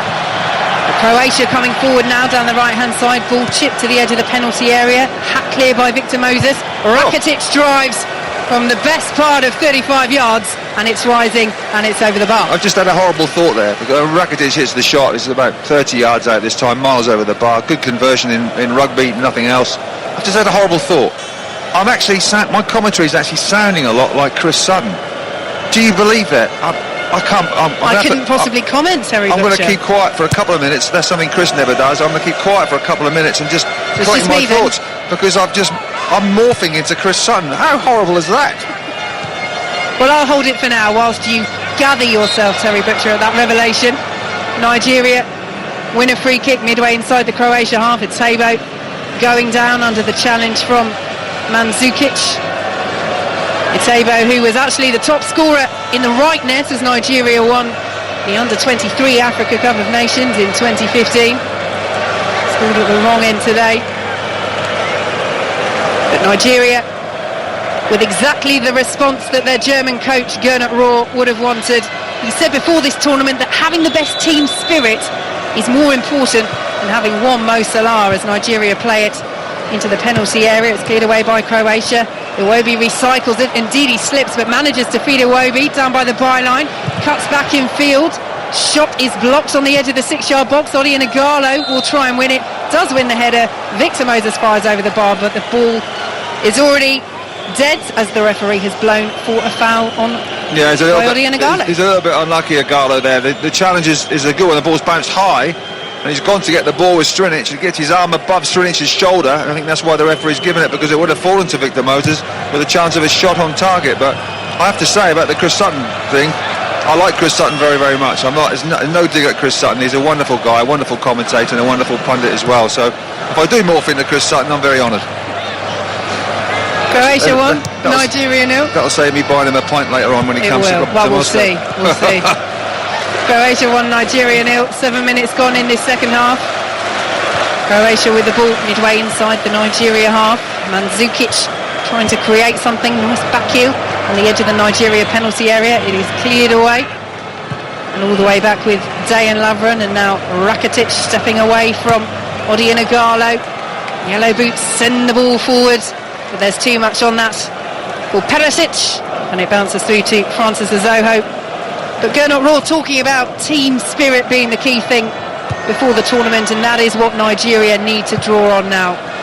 Well, they've got to draw on some ability as well, because they may have all the spirit in the world, but when it comes to the final third, they're very, very toothless. There's not much spirit in that box. It's quite empty in that Croatian box, I must say, but they're willing and they're trying, and they are dominating possession so far in this second half. Just haven't really created any clear-cut opportunities on Subasic's goal. But it is pleasing from Nigeria's point of view. But if you're on top, you've got to make it count, you've got to score. or at least make a chance. Here is John Obi Mikel, the Nigeria captain, midway inside the Croatia half, spreads the play to the right-hand side with Victor Moses. If Nigeria are to fashion something, you sense it will come through the Chelsea man. Cross into the area is blocked out for a Nigeria throw. Does play in this more advanced role for Nigeria. Yeah, he had 2 men around him, then Perisic got back to help Strinic and block him. Long throw from Ndidi. Into the penalty area, well headed away by Croatia. He should have tried a long throw, Ndidi, really, shouldn't he? When he went about 15 yards. But poor header from Perisic. Yes, behind for a corner. He's behind for a corner, that's right, from the right-hand side. How many is this now? About 5 or 6, I think. Nigeria building the pressure in the second half, trying to get back on level terms. Their fans in green and white dancing and bouncing behind the goal, but the corner is a poor one. Swings all the way through the penalty area, back in by Alex Iwobi. Clear on the edge of the deep for Croatia. You have nobody up there, so Shehu is able to control, bring the ball down and play it back to Francis Azohu. All in purple for Nigeria. And a table on the ball midway inside the Nigeria half. Yeah, once again Croatia just dropping off, allowing Nigeria to build up from the back, get 1 or 2 passes centre half. They're not going anywhere at the moment, so Croatia are quite happy for that. But I was sort of think, well, because Nigeria have started well, press higher. Modric wins the ball back in midfield. Modric driving towards the penalty area, good for him by William Ekong, but Croatia win it back. Here is Perisic, early ball into the box, and the offside flag is up. The ball was fired over the bar anyway, as the Croatia manager Zlatko Dalic rubs his head on the touchline. But it was good build-up play, correct decision though, as we see a replay for the initial offside anyway, as Rebic volleys over the bar. Well, I think Rebic will be happy it's offside, because that was a dreadful miss. 6 yards out, on his right foot, dead centre of goal, and he puts it 6 feet over the crossbar. Dreadful finish, a great ball in from the left-hand side, Perisic. But he was offside, and the referee was absolutely correct. In fact, Nigeria have had 5 corners, not 6, and Croatia 3. So they're up on corners, Nigeria, but down on goals. Nigeria with the ball just inside their own half. Shehu playing it to Victor Moses, who goes down, no free kick given. And Vida does well to play it behind off Shehu for a goal kick to Croatia. Do you not think if Moses stays on his feet more? I mean, he was trying to buy the free kick. He went down under the challenge from Strinic. He was already going down when Strinic just touched him, and it is just a touch. Moses now complaining. He must have hit the ground more times in this match than anybody else put together. I would think he's only got about 1 or 2 fouls, and he's been on the floor 10 times. Well, he was sent off in the FA Cup final last year, wasn't he, for Chelsea? Second yellow for diving. Yeah, but you can see that. You can totally understand the referee from doing that. But he stays on his feet more. He can get in behind, and he can cause Croatia more problems. But he's been the best player, Moses, without a shadow of a doubt. Croatia 1, Nigeria 0. 11 minutes gone in this second half here on 5 Live and the World Service across Africa. Don't forget, Germany and Brazil make their World Cup entrance tomorrow. We'll have commentary on 5 Live of Germany against Mexico at 4 and Brazil against Switzerland at 7. As that ball forward looking for Rebic. Well, Croatia has too much on it, and Francis Azohu will bowl the ball out underarm. And Nigeria again will try and build from the back. Now Croatia are pressing. Now they pressed. Whether someone said it to him or there's a trigger, they pressed very well and forced a long ball from Balogun to come out, and they've won it back. They've got a throw in halfway in Nigeria's half. I just think that the manager, Zlatko Dalic, he looks a bit like Roger Federer's brother on the sidelines, doesn't he? Well, that's another story. Without the cap, though. Yeah. The white Roger Federer cap. And without the money as well. Victor Moses coming forward for Nigeria, trailing Croatia by a goal to 0. Bit of space for Moses down this right-hand side. In the end, opts for the cross-come shots, perhaps trying to catch out Subasic. That might be the kinder interpretation, or it was just a poor cross, but straight into the arms of the Croatia goalkeeper. You're being very kind, Vicky. It was awful. He's just got underneath it, scooped it, goalkeeper, comfortable catch. I think 3 Nigerian players into the box, wasted run really, but he's been very good when it comes to that, Moses. It's just a blemish, I think, from him. I think if he gets the ball more, and I'm sure that that Dalic will be saying, the Croatian coach, he's got to get a bit more attention there. Perisic and Strinic have got to do a better job, because he's getting the ball a lot and he's able to dictate Nigeria's movement forward. Nigeria with the ball just outside their own penalty area. You were talking about the pressing from Croatia, Terry Butcher. That was one of the things that impressed me about their display against Brazil at Anfield. Although they lost that match, they did put in a very decent showing, undone by Neymar's brilliant finish and a late Firmino goal in front of his home crowd. But it's something they know well how to do, and they are coming into this second half a little bit more, still leading by a goal to nil. Nigeria in possession though. Here is John Obi Mikel in the centre circle, receives it back from Etebo. Good challenge by Rakitic, but only falls to Ndidi for Nigeria, who will now try and advance down this left-hand side. Ball swung into the penalty area, a little flicked header by Igalo. Didn't quite get enough contact on it, and it's into the arms of Subasic. Yeah, once again, Liverpool fans have seen this. A cross coming in from the left-hand side, or the right-hand side from Croatia's point of view. Misses out Lovren. Lovren misses the ball. He's lost Igalo. Vida can't get across. One man beats the two centre-halves. He's on the penalty spot. He gets a good touch, but it's straight at Subasic. Anywhere to the side, that would have been a goal, but much better from Igalo and much better from Nigeria. Good ball in from the left-hand side. They still trail 1-0 as Croatia prepare to make a substitution. Marcelo Brozovic will come on to replace Andre Kramaric, who had a very good first half, the former Leicester man, but hasn't really been in this second half. Not sure whether he's perhaps picked up a knock or whether it is purely tactical. But Brozovic will come on, Kramaric off. He's a bit disappointed, Kramaric, and I think he should be as well. He's been the spark that's lit up Croatia's display today. He's been very good. He's been moving all over the pitch, playing in behind Mandzukic. Defensively, he's been very sound as well, and was there almost to get the touch for the first goal. He got a touch, but and then deflected off Etebo into the back of the net. He was going wide, but he did get the final touch, and he was on the back post. Good movement from the corner, so he'll be disappointed he's off. But having said that, we'll have to see what Brozovic does. Well, he had a very positive end to the season with Inter Milan. Brozovic nailed down a starting place as they finished fourth. Rebic coming forward for Croatia, edge of the penalty area, swings the ball in, headed away for Nigeria by Victor Moses. Croatia pick up possession again. Here is Strinic, and now Brozovic, the substitute, on the ball. Back to Strinic. Croatia just slowing the play down. Perisic getting involved on the left-hand side. Still leading Nigeria by a goal to nil, heading top of Group D as things stand. Vida, the centre-half, advances into the Nigeria half. And Croatia win a throw, and Nigeria preparing to make their own substitution. Ahmed Musa ready to enter the fray. Yeah, I think he'll be on. And it is Alex Iwobi of Arsenal coming off. It was either going to be Iwobi or Musa on the left-hand side, and Iwobi's been so ineffective. Nothing like the second half he had against England at Wembley. It's been very poor. And with Croatia, with Brozovic coming on, he's gone to sit alongside Rakitic in that midfield section, the two central midfielders, and it's enabled Modric to be pushed further forward. We talked about this at half-time, Vicky, didn't we? I would like to have seen Modric a little bit further forward. He was defensively, Mikel had got by far the better of him, so both sides making changes early in the second half. We'll see which side has the best substitution. The Brazilian referee just having to clarify what the decision he made before that substitution was. It is a free kick to Croatia. I can't remember what the decision was. Well, none of the players could either, so Nigeria went to take it and Croatia went to take it, and the Brazilian referee, Sandro Ricci, had to come over and say, no, actually it's Croatia's.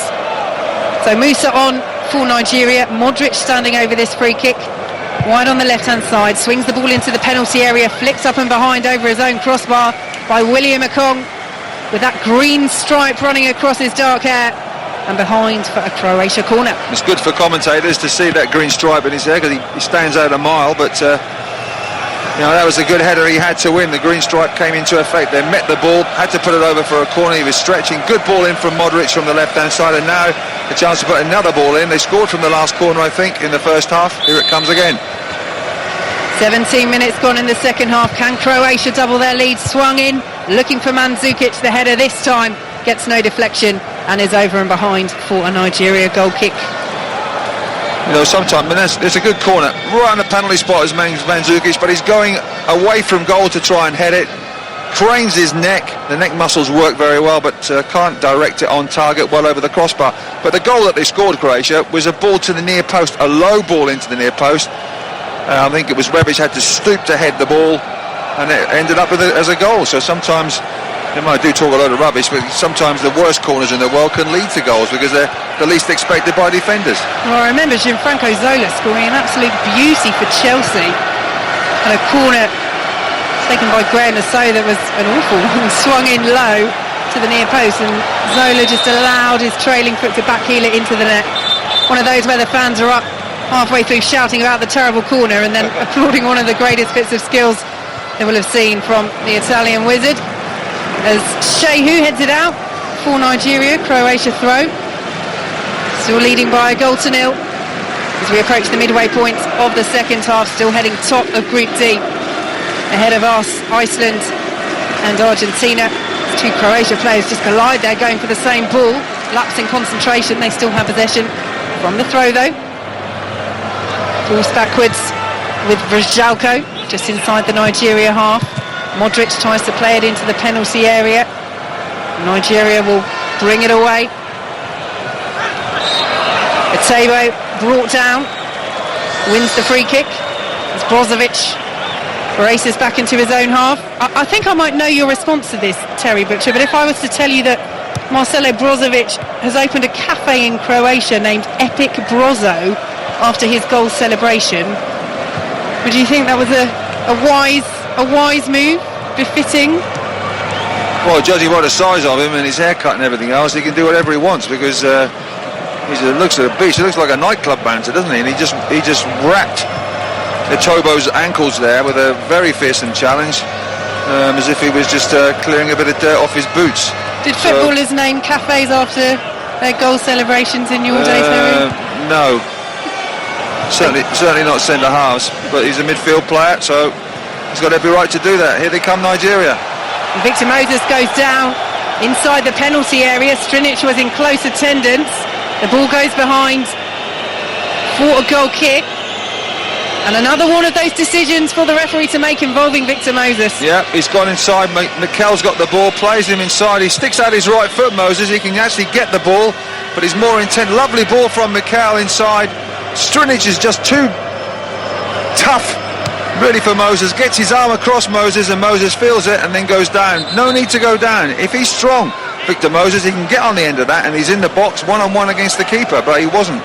He just has this horrible habit of wanting to go to the ground too easily. It's just irritating because he's easily the best player and he's getting in good positions where if he stays on his feet, he's got an opportunity. Croatia 1, Nigeria 0. You're on 5 Live in the World Service across Africa.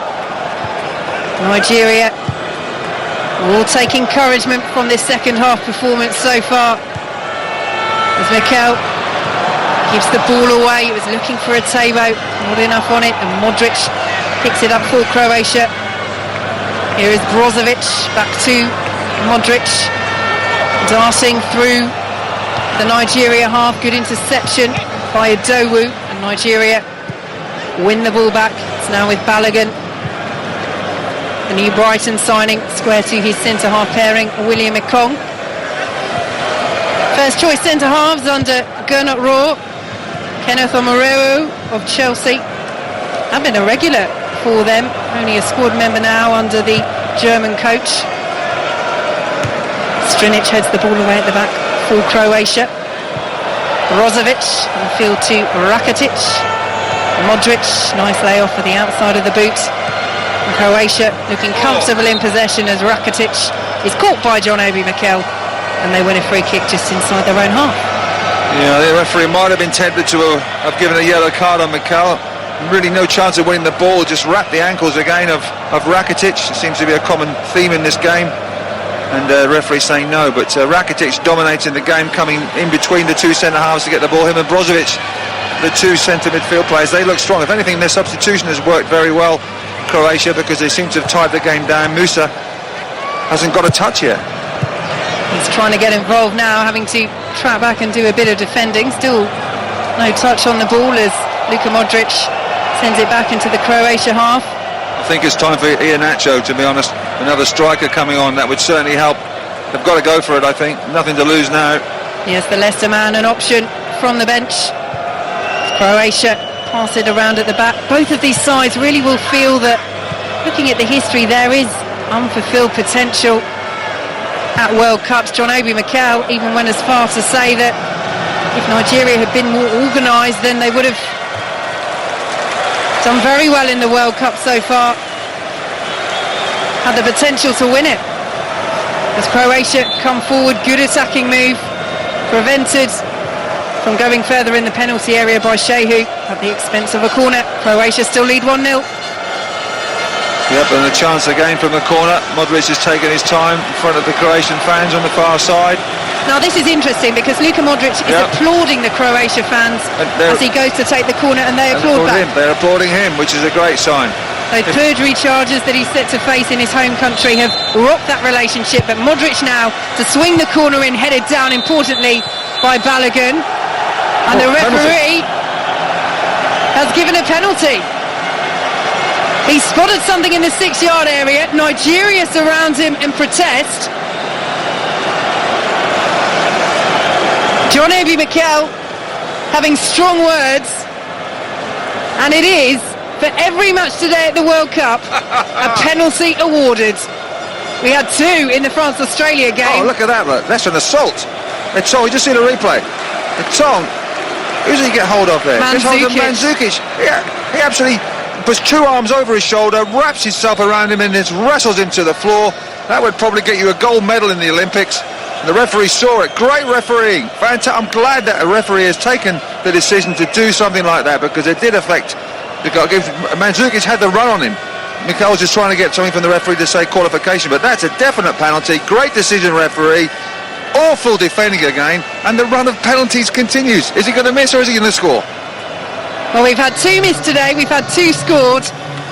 As Ekong walks away from the spot, John Obi Mikel is still protesting to the referee, probably checking that VAR are not saying that that was a clear and obvious error. They do review decisions continually through the game, but as Terry Butcher says, it is a clear penalty. It's ridiculous defending from William Ekong.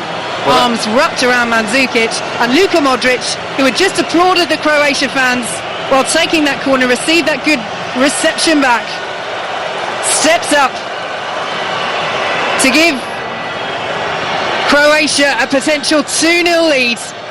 What an opportunity for the Croatia captain. It's Modric against Zohu, and Modric scores, slots it low into the bottom left-hand corner, and it's Croatia 2, Nigeria 0. Well, if Lionel Messi's watching this, he won't be watching obviously the BBC feed, but if he's watching the game, that's how to take a penalty. Lionel Messi, take a leaf out of Luka Modric's book. He's right-footed, of course, steps up into the corner. Zohu goes the wrong way from the penalty, but good decision from the referee. Now, with Luka Modric as well, the fans obviously love the fact he scored. They were applauding him before, but they were 1-0 up. If they were 1-0 down, would it have been the same applause? I don't know, but they certainly love him now because he's put Croatia 2 up and well on the way to topping the group and 3 points. His 13th goal for his country. He's already become the 4th Croatian player in history to play at 3 World Cups, and what a boost that will do for his morale. You can never tell how a player is affected if that rocky relationship suddenly emerges with fans who have lauded, who have worshipped you. But it was nice to see that moment just before he took the penalty as well, rather than after it. That was, and from 2 Modric corners, Croatia have scored 2 goals. You know, you have to say that. So he's played an important part. Hasn't had the best of games, been switched to a more forward role now, but his contribution has been minimal, but it's certainly been very, very effective. The Nigerian fans we're seeing in the crowd, disappointed. Is there a way back for their team? Well, I think no chance. Glum faces amongst the green and white as the ball is cleared away by Mandzukic inside his own penalty area. And Nigeria's undoing in this second half all of their unmaking, the unfortunate own goal in the first. Not much that Atebo could do about it. And Croatia coming forward again. Here is Rebic into the penalty area, right hand side. Ekong gets the foot in and it goes behind for a Croatia corner, leading 2-0 and in the ascendancy. Boy, the tails are up now, Croatia. They can sniff blood, they can sniff a kill. They're ready to put Nigeria to the sword, and it's another corner as well from the right-hand side. Scored from the right-hand side from a corner, from the left-hand side from a corner with a penalty, obviously. Who's to say that they might not score another one? Poor defensive play again by Nigeria. It's put them in all sorts of trouble. Just over 15 minutes to play. Can Croatia strike at Nigeria again from this corner? Swung in, looking for Perisic, heads it back across goal. Hacked away by Balogun out of the penalty area. Moses loses out to Modric. Haven't said that too many times today. Sliding challenge from Adowu is sidestepped by Rakitic. Balogun heads away on the edge of the penalty area for Nigeria. Picked up by Brozovic. It's all Croatia at the moment. Yeah, they're getting forward stridders down the left-hand side. It's good play. They're confident, Croatia. It's the sort of start you want from any team. You've been gifted the second goal with a penalty. You saw that with France as well in the game against Australia. Terrible decision by the French centre-half to give away a penalty. No need, poor defending. And I have to say, that's a theme in this World Cup. Some of the defending, or in fact, all the defending has been atrocious. Ball breaks to Mandzukic for Croatia. A little bit of space. Out to Perisic on the left-hand side. Chipped it in looking for Rebic. But the quality wasn't there on that delivery. And Azoho bowls it out. Nigeria give it away though, just outside their own penalty area. Modric to Rakitic on the right-hand side, tried to play it back to Luka Modric, who had darted into the penalty area. Adowu was in the way. Brzalko, the Croatia right-back, gets involved on the action. Down by the right-hand corner flag, spins but can't direct the ball into the penalty area, and it goes behind for a goal kick to Nigeria, trailing Croatia by 2-0. Time for a breather, I think. Well, what a start the second half. But Nigeria, if anything, were the better team by a mile to start. Croatia never got going. Well, once they did get going, wow, very effective. And then, like I say, the tails are up now. Modric is getting the ball into good pockets, good areas behind Nigeria's midfield. They're spraying the ball left and right. They've got to make a change now, Nigeria. If they want to get back in this game or get some sort of hope and belief in the match, Ian Nacho's got to come on for me. They've got to change it round to a 4-4-2 and try and get two strikers on the pitch. They need goals, and they need goals quickly. Croatia fighting hard to keep hold of the ball just inside their own half. They do so. Rebic now racing down the left-hand side. Checks back up against Akong. Plays the ball into the penalty area, and Terry Butcher is laughing because Akong, although Nigeria do clear it away, was turned every which way at once there. I think he needed about 100 euros to get back in. Well, not 100 euros, 100 rubles. Not in Europe to get back into the ground. Then he turned so many times he didn't know where he was. Croatia looking comfortable. 14 minutes to play. 2-0 up, and this will be such a huge result for them. They had that wonderful debut campaign at the World Cup at France '98, finishing third, but they haven't got out of the group stages since then. There is a real sense. We were talking about it with Nigeria as well, but certainly for Croatia, they are the dark horses who have never quite delivered. And this is the last chance, you would think, for so many of them, as a snapshot comes in for Nigeria. And it goes behind for a goal kick. Well, a little bit of space in the penalty area, and Nigeria showing that they are not quite done yet. Croatia will have to be alert in the final 13 minutes or so, and we will finally see the introduction of Kelechi Iheanacho on for Odion Ighalo. It's what you've been calling for, Terry Butcher. Yeah, but I wouldn't have taken Ighalo off. I would have kept the two strikers together up there. So I think it's been a very disappointing display. You sort of think, well, are they going to keep the same system? In fact, they have two people further forward, but it's too little, too late in my estimation. I think, well, how long have we got left now? 13 minutes or so. 13 minutes, yeah. It's too little, too late. They need a goal very, very quickly. If they can get the goal, it might lift them. But this moment in time, the next goal is going to come from Croatia.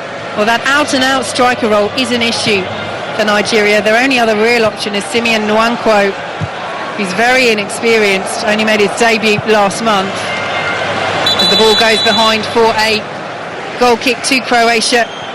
And you do sense now, as you say, Terry, that This match may well be slipping away from Nigeria as Croatia makes a substitution. Rebic departs the field of play. He's been excellent today, and Kovacic is on. Well. Yeah, they've grown in confidence throughout the match, haven't they? Croatia, both teams started off at a frantic pace, no real pattern to it. Just blood and thunder and tackles and everything else. They're a physical side, Croatia, but they've got a bit of skill as well. Well, a lot of skill. They're a good side in terms of keeping the ball and playing the ball. And then on attack again, Modric further forward. Modric playing it forward to Perisic, forced wide. Azohu does well to get in there and push the ball away, the Nigeria goalkeeper, and Nigeria will bring it out of their penalty area. Well, suddenly Croatia had space going forward and Nigeria have given it away. Is there time for Croatia to get a third in this attack? Rakitic coming forwards, just nicked from behind, goes down. Croatia free kick in a dangerous position, level with the right hand side of the penalty area, about 25 yards out. Yeah, it was a great ball whipped in from the left hand side. Zoe had to do well, the young goalkeeper. He couldn't collect it, pushed it out, and indeed he was the one, the Nigerian midfield player that backed up his goalkeeper by winning the ball into the box when two Croatian players were steaming in to have the shot. But you know, it is one-way traffic, and you sort of feel that. Would you take 2-0 as Nigeria now? Because the way it's going, it could be 3, it could be 4. Well, I guess they will bear in mind that with that draw between Argentina and Iceland, the defeat tonight doesn't spell the end of their hopes in the competition. They will need to get some impressive results in their final 2 games. As Modric swings the ball into the penalty area, caught well by the 19-year-old Francis Azoho. Entering the final 10 minutes, and Croatia's style of play and strength has certainly come to the fore this evening, Terry Butcher. They are a very physical side, and many teams in this World Cup may well not fancy that. They're having to be physical in defence now as Iheanacho plays the ball across into the penalty area. A crunching challenge comes in and the ball swings away. Strinic it was on Ahmed Musa inside the box, and both players are down injured. Yeah, it was a great ball in as well, Iheanacho, and Strinic had to come across very well. Just got caught by Musa coming in, couldn't stop himself, could the Nigerian forward. Accidental, but it's a sore one for Strinic. But how good are Croatia? I think they've been very good tonight. They've grown in confidence the more the game's gone on, and there's no wonder, like I said, there's 5 red cards in, I think it's the last 4 World Cup matches that Croatia have been involved in. You can see why, because they are very physical. They're big. When it comes to set pieces, they're not going to concede many goals from set pieces because they're one large and big team, but they can knock it about. How many times have they been dark horses in World Cups and European Championships? How many times have people fancied them? And they've never, apart from 98 really, when they got to the semi-final, lived up to that expectation. It's a big weight on their shoulders, but they've got some really skillful players and experienced players now, older players, and a sprinkling of youngsters. So on this performance, and this performance alone, they could go a long way. Musa is now up to his feet, as is Strinic. Yes, it's that struggle for consistency throughout the whole of a major tournament. They beat Germany and Spain to win their groups at Euro 2008 and Euro 2016, but they couldn't carry that form on into the later stages of the tournament. That is what they'll have to do this time, as Nigeria's throw into the penalty area is headed away by Vršljko. Nigeria with 8.5 minutes plus added time to play, trying to get back into this match. It was the header from Ikong, who was up in the penalty area. It was caught by Subasic. Is that the first effort on target? Oh, I don't know. May well be for Nigeria. The only thing I would say about Croatia is they've got Argentina next Thursday. So we'll see if that bubble bursts. But I fancy them against Argentina. I think that the way they play, that's going to be a really good game. Now, I'll tell you, that's not going to have no yellow cards in that game, is there? They might be in danger of having a few reds. Referee just stopping play offside against Nigeria. Kelechi Iheanacho, who has looked bright since coming on, as the Nigeria fans in their green and white look on pensively in the crowds. John Obi Mikel, the captain, trudging to the centre circle. It's Croatia play the ball forward. Here is Perisic on the left hand side. Croatia heading top of Group D as things stand, leading by 2-0 against Nigeria. Perisic will chase that ball forward down to the byline. Pulls it back behind Shehu, but there is no checked red and white shirt there to receive it. And Atebo will bring the ball away. And Didi of Leicester. Nigeria running out of time to salvage anything from this game. Ahmed Musa just allows the ball to run under his feet, and it's cleared away by Dejan Lovren for Croatia. Lovren now will play it back to Subasic. He launches it long over the halfway line. And there's a collision there between two players. Perisic goes down under the challenge of Shehu. And the Brazilian referee just having a think, just gets caught by a stray elbow there from Shehu. I like when you say he's got a stray elbow, because the elbow doesn't really stray much, but it makes contact with his head, with the striker's head. I think that was that Perisic that's gone down.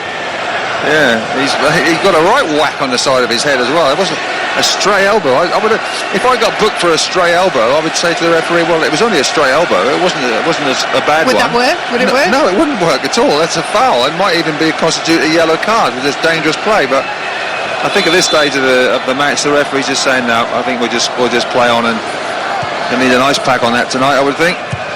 Croatia are preparing to make another change. Marco Piazza is preparing to come on as Lovren has it at the back for Croatia. Approaching the final 5 minutes here on 5 Live and the World Service across Africa. Croatia 2, Nigeria 0. And plenty for Argentina and Iceland to ponder ahead of those final 2 Group D games. Croatia trying to build down the left-hand side. Perisic loses out though. Good play by Ekong. The referee has spotted an infringement as Zlatko Dalic, the Croatia manager, watches on from the sidelines, and Croatia prepared to make their final substitution. And it will be Mandzukic who comes off. It was his header that deflected via a slight possible touch off Kramaric, and then Atebo to put Croatia ahead. And Marco Piazza is on the field for the final few minutes. I was then going to say about Mandzukic, I think he's been excellent up front. Okay, he's not had many chances. He did get the header that went on to Etobo's, Kramaric's head, then Etobo's foot to go in the goal for the first goal, but he's led the line really well. He's worked his socks off as well. He's come back and defended. He's took the hits for the team. Been a great leader, great example, given them depth up front. I think he's been perfect for them, and he's had a well-deserved round of applause because he's been tremendous. Yes, his work ethic is such an integral part of who he is as a player. Turned 32 last month. But he can play as well, can't he? He's got good ability. You know, he's scored goals. I mean, what's he got? We got 4 goals in 2014. So you know, he's got good pedigree, good experience, and you need that. And look, all the teams that are in the World Cup that have, you know, that they struggle to score, you need a goal scorer in your side, and he certainly is that. If you haven't got a goal scorer, then all that good play going forward is wasted. Nigeria with a wild shot from Atebo. It sails over the crossbar. Yes, Mario Mandzukic, Croatia's second all-time goal scorer behind the legendary Davor Suker. As we see a replay of that Mandzukic chance, which led to the own goal that gave Croatia the lead in the first half.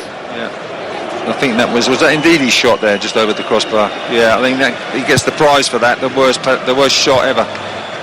Well, he does hit them from long range. He's scored a couple of crackers over the bar? Leicester. No, quite into the net, but right. that one wasn't one of those. Nigeria might have a chance here as the ball breaks inside the penalty area to Victor Moses. Shot is well blocked and spins away, and Croatia will complete the clearance. Well, they have had flashes of what they can do in the second half, but that needless penalty conceded by Ekong when the score was still 1-0 has really put paid to any hopes of Nigeria getting anything from this game. There have been flashes, but whenever Nigeria have had opportunities to shoot, how many Croatian bodies get in the way? They block and they chase and they press, and they just shut people out. The goalkeepers had nothing to do this game because the defenders are working so hard in front of them. Good solid unit. Yeah, our producer came in and she said, look, you know, are they a surprise package? Well, they are, judging on this performance, because I think in this game they've got better and better. Do you think Nigeria have got worse and worse? Possibly so. Nigeria make their final substitution. John Obi Mikel comes off as Ndidi goes down and wins a free kick. And Simeon Nwankwo, the inexperienced striker, comes on. Doesn't have much time to make an impression, just 2 minutes plus added time to play. And Mikel, you would think, really just being rested ahead of what are now two very, very big games for Nigeria. Croatia will top the group tonight with this victory. And you will have Argentina and Iceland on 1 point each, and Nigeria bottom with no points. In fact, the last time they finished bottom at a World Cup was back in 2010, and the then Nigerian president temporarily withdrew the national team from all competition, said it needed a complete revamp. It was overturned very quickly, clearly taken very seriously. Brozovic goes into the book with a shake of the head. Should probably call his cafe Yellow Card Cafe, because he deserved the yellow card there. He deserved a yellow card earlier than that as well, but Etobo just getting frustrated there. He's just showing the referee, telling the referee to produce the yellow card, which he did. I don't like that very much, but the referee had no option but to produce the yellow card. Chance for a free kick, but I think it's over now for Nigeria. It's been over for a while. Moses swings the ball into the penalty area. Rakitic takes the tumble but manages to head it away at the same time. Here is Shehu, and now Moses swings the ball in, right hand side, diving header away, only as far as the table. Nice turn from Iheanacho, but couldn't quite take the ball with him. Does very well to keep it in on the byline. Here is Moses now, right hand side for Nigeria, has Domagoj Vida in close attendance. Moses trying to work space for the cross, and Vida will prevent it from going behind for the corner. Thumbs up and a round of applause from Ivan Perisic. And Croatia are almost there, leading 2-0. Nigeria throw, but we are about to tick into added time at the end of the second half, and it will not be Nigeria's evening. Wilfred Ndidi on the ball for them. Ball chipped over the top, looking for the run of Simeon Nwankwo. Croatia get it away. Is there time for them to add a third, as the fourth official indicates 4 minutes of added time, which we are now into. Ball forward, don't find Piazza, and Nigeria will clear their lines. Here is Rakitic, goes down just outside the centre circle. With Croatia a free kick. The added time is either 4 or 5. Have you seen a 3? I don't think I've seen a 3.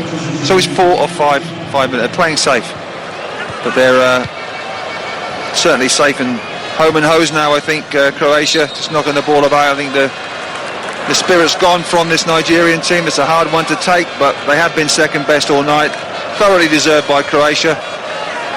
Hopefully no injuries for them as well to go through, because the next one is Argentina on Thursday, Novgorod. So it's always nice when you win your first game in the World Cup. You look forward to it. The confidence is high. When you lose, as I've done as well in the past, it's been awful. It's horrible. You've got to pick yourself up, and everybody's got to be high when they really feel low. Modric on the ball for Croatia, midway inside the Nigeria half, and because this is such a tough group and what looks like being a very close group after that opening draw between Argentina and Iceland, as soon as you lose ground to one of your rivals, there's no easy games. There's no game to look at and think, well, we'll probably make up some ground there.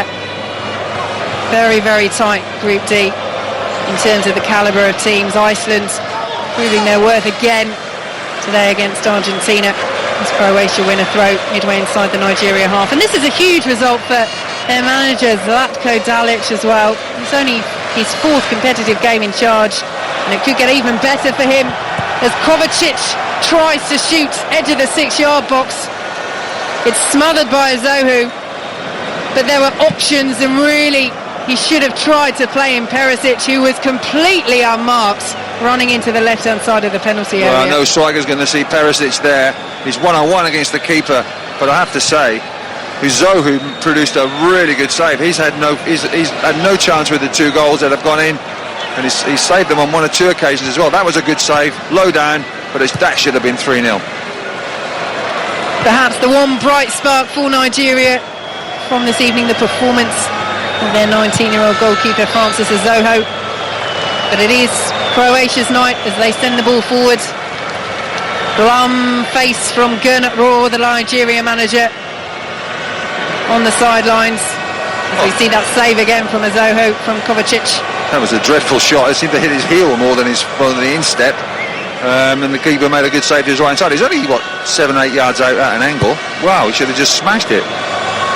Well, we've seen some cracking finishes in this World Cup so far. As Terry Butcher says, that's certainly not one of them, as Lovren has it outside the penalty area into the final minute of added-on time. Croatia 2, Nigeria 0. And perhaps another chance to try and add a third, as Piazza is challenged well by Balogun.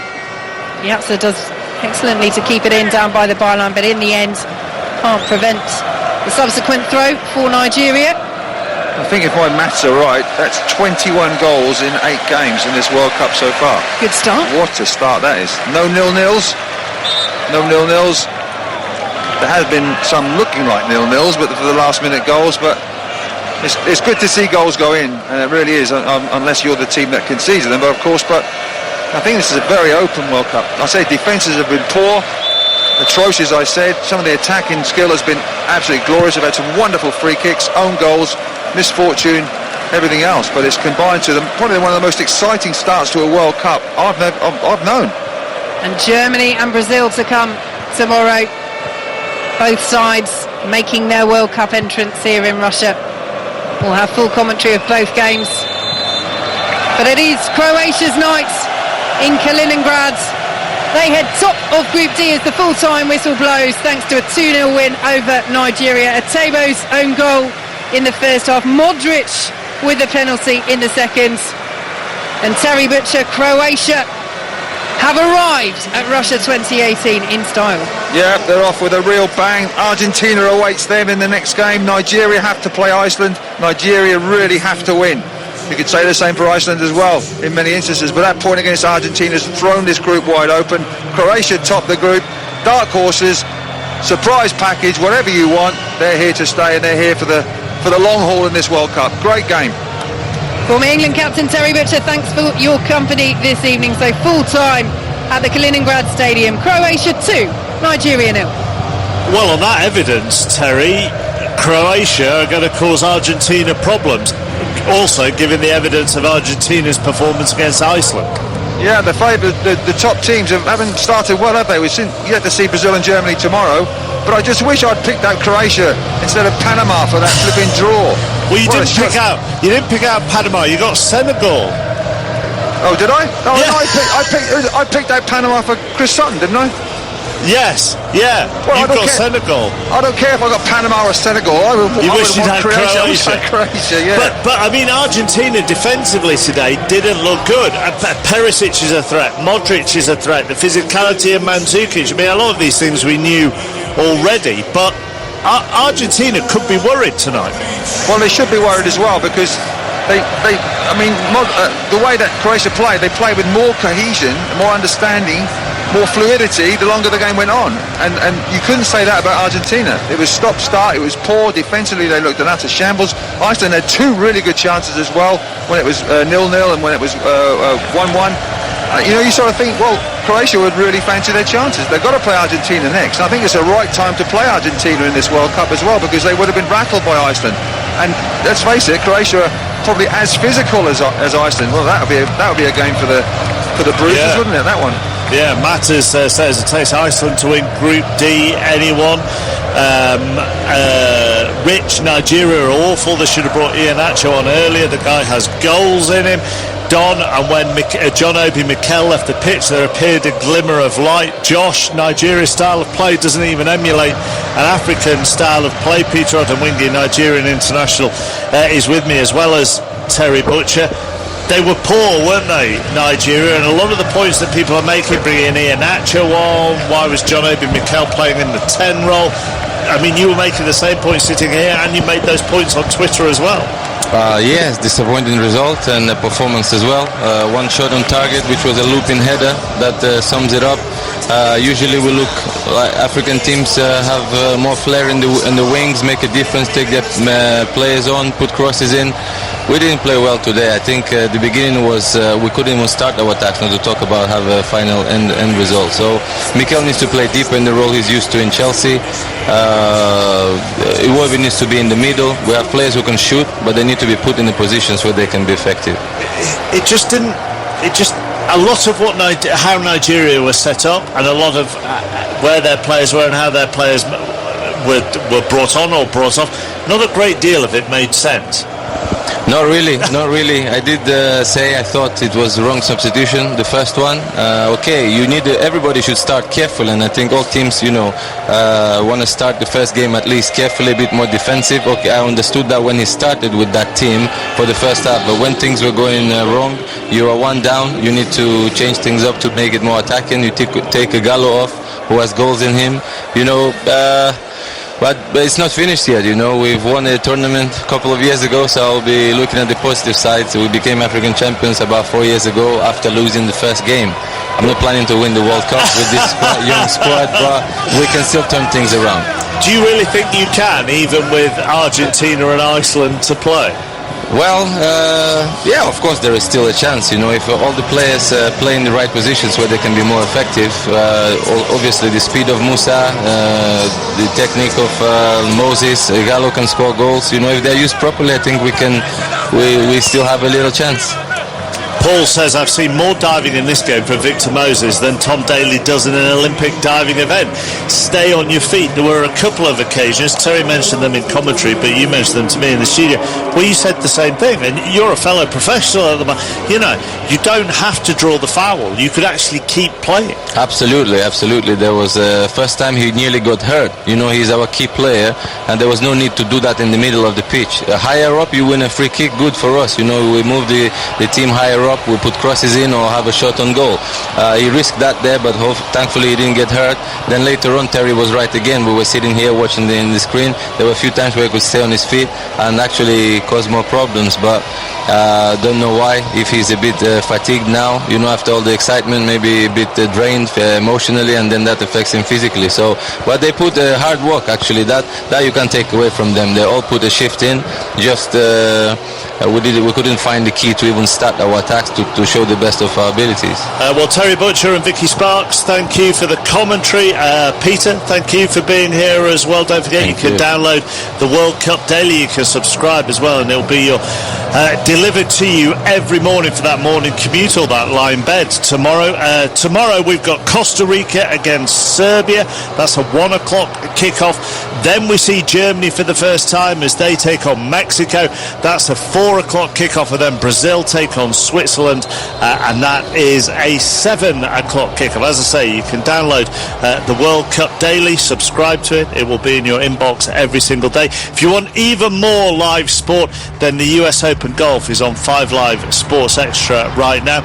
Ian Carter and Oliver Wilson leading our coverage, and there'll be more on that Phil Mickelson story as well. But Stephen Nolan's next on 5 Live. Thank you very much indeed. Coming up after 10, an extended interview with Charlotte Caldwell. Today, the Home Secretary gave doctors permission to treat her son's epilepsy using cannabis oil. It's the latest stage of Charlotte's ongoing battle to get the law changed in order to, she believes, save her son's life.